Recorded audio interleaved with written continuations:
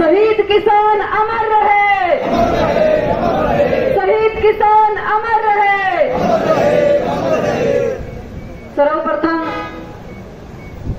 अपनी किसानी के लिए, अपनी खेती के लिए, अपनी अन्न के लिए, अपनी रोटी के लिए और इस देश का पेट भरने के लिए अपनी खड़ी फसल को बर्बाद होते हुए न देख करके जिस किसान साथी ने अपनी शहादत दी है, उनके चरणों में नमन करती हूँ, समर्पी उनके चरणों में श्रद्धा सुमन अर्पित करती हूँ।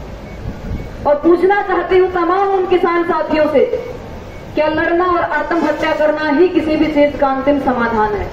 सरकार तो चाहती ही यही है कि लड़ने वालों की संख्या कम हो, और उस संख्या को कम हम क्यों करें, किस आधार पर करें?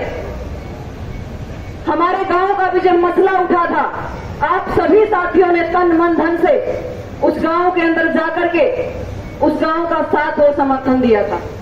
आज जब इस गांव के ऊपर, इस क्षेत्र के ऊपर यदि कोई समस्या आई है, किसी किसान साथी ने अपनी मौत को गले लगा लिया है, अपने दर्द को अपनी मौत के माध्यम से बयां किया है, तो हम भी आप लोगों को ये बता देना चाहते हैं, इस प्रशासन को भी बता देना चाहते हैं कि गांव खेतड़ और गांव खेतड़ के पूरे आसपास का क्षेत्र आप लोगों के साथ खड़ा है, उसको अकेला मत समझना।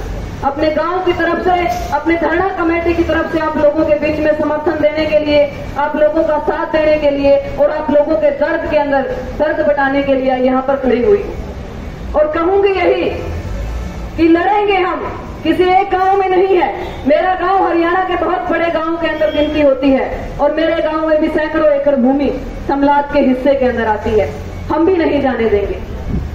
अपनी संख्या को मौत को गले लगा करके कमजोर मत कीजिए, अपनी संख्या को घटाइए मत।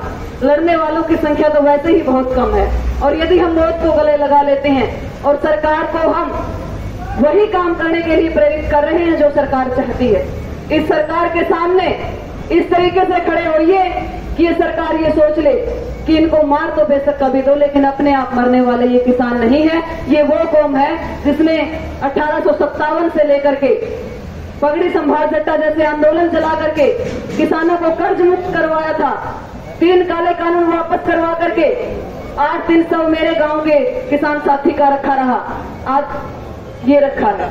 बहुत पीड़ा होती है, उस परिवार से पूछिए। 10, 12, 20, 25 लाख मुआवजा कोई अंतिम समाधान नहीं होता। उस परिवार से पूछिए जिस परिवार का मुखिया चला जाता है, उस माँ से पूछिए जिसका बेटा चला जाता है, उस पत्नी से पूछिए जिसका पति चला जाता है, और उस बेटे से पूछिए जिसका बाप चला जाता है। मुआवजा, नौकरी, ये चीजें समाधान नहीं है। अपने परिवार को संभालिए और इस सरकार से टक्कर लीजिए, न कि मौत को गले लगाइए। आवाज